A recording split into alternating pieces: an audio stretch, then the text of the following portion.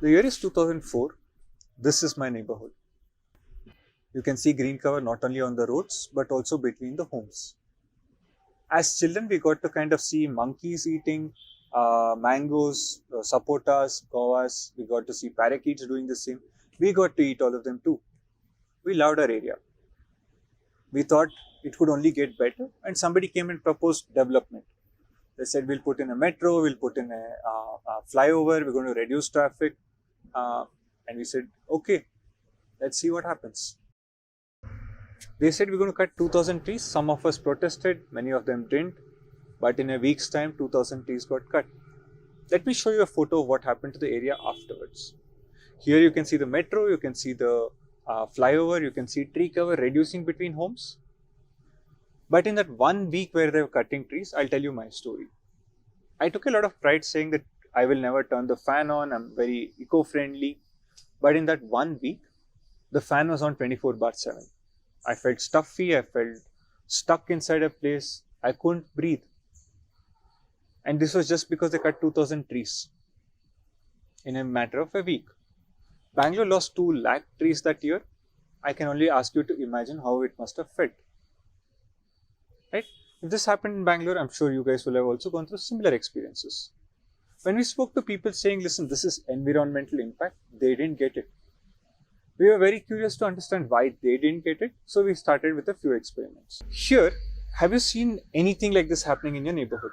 This photo is of garbage being burnt. Have you seen that happening in your neighborhood? This photo is of plastic being thrown around in the streets. Have you seen that happening?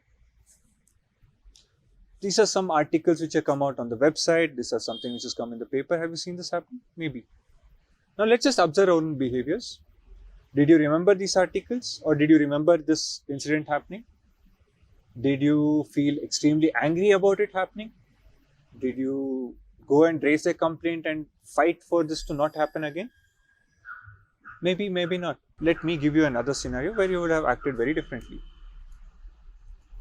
This is a photo of Amazon's sale.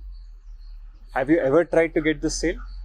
Have you ever gotten a package which come badly packed or come out late? Good chance that that's happened. And I'm sure you've gone and fought for a refund or fought for a discount or fought with the customer care because you believed that they should have done better. We realized that this was the biggest difference between why we allow for certain things to happen. Now the learning here is environmental problems are actually caused by social behavior. Let me give you another example. This is a photo of a room.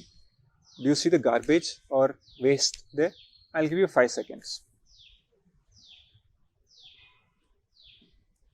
You would have probably spotted the box near the door, or you would have spotted the waste below the table. You might have. But for me, it was immediate. The next photo was of the street. I just went out in the morning, took a shot. Let's see if you guys can spot the garbage there. I'll give you 5 seconds. Did you see the garbage on the wall on the left side of the frame? Did you see the garbage behind the car? Did you see the garbage near the bottom right of the frame? It's just that there is so much of garbage there, we just don't see it in the first go. But if we look at it in detail, there's a very good chance that we'll find it. From this, me and Kuldeep realized that there is one massive difference. People don't connect with their neighborhood and they feel that they can't make a difference. My home, I can make a change. My neighborhood, I can't make a change. We realized if we go through a 4-step process which we create at ReBenefit, we call it Discover, Investigate, Solve, Share. You will see the difference happening. Discover a problem around you. You might not see it in the first go, but if it's a game, you will find the fault. 2, investigate. Find out why it's happening, how it's happening, whom it's impacting, what they want different. You will find a lot of reasons. And we've noticed that after working with the youth, that this is good enough to create a buy-in for change to happen. 3, solve the problem, see the impact. After this, there's a bigger difference because people now have an agency, they have a voice, they have an opinion, and they believe they can make a difference. 4, share it. More people get inspired. If you do this, let me share a couple of stories of change. These girls noticed that sanitary pads were not being disposed of well in the school. They went and spoke to their friends, they got a couple of reasons, they went and spoke to the support staff, got a couple of reasons, they spoke to the teachers, they understood a few things happening. After their discovery and investigation, they realized that if they ask girls to switch to something more sustainable, cloth pads, cups, it reduces a lot of problems because the problem was extremely individual centered. This created such a massive change that almost 1,300 girls expressed interest in changing. The school expressed interest in changing. Over COVID, they were able to raise almost 1.3 lakh from people who had gone through this process because these people felt that giving people an alternate way, an alternative to disposable sanitary pads is extremely important. Just for stats, almost 540 pads are disposed every year by a girl who goes to her menstrual cycles. How many girls do you know? And how much change does it make in terms of garbage being burnt? Think about it. A boy realized he didn't know what the water quality in the lake next to his house was. Built this, it's called Floatbot. Extremely powerful idea. It enabled lake development authorities to get real-time data on water quality. Sewage release was immediately spotted. These boys realized that when they were washing their hand, the water goes into the drain. They felt that it could go into the garden.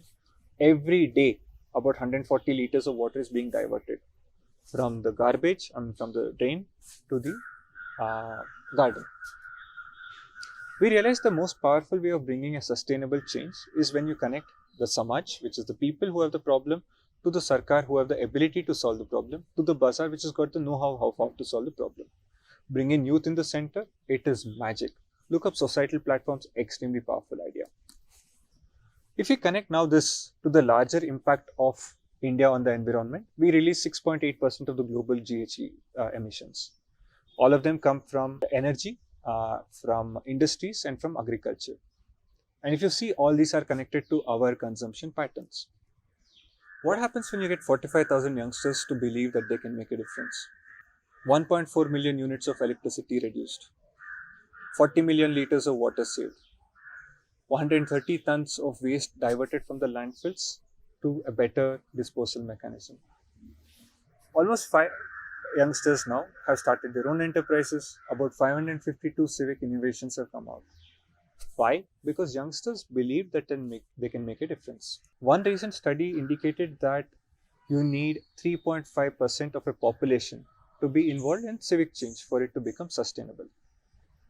Right now, another study indicates less than 1% of population is involved in this in India. We have 640 million youngsters.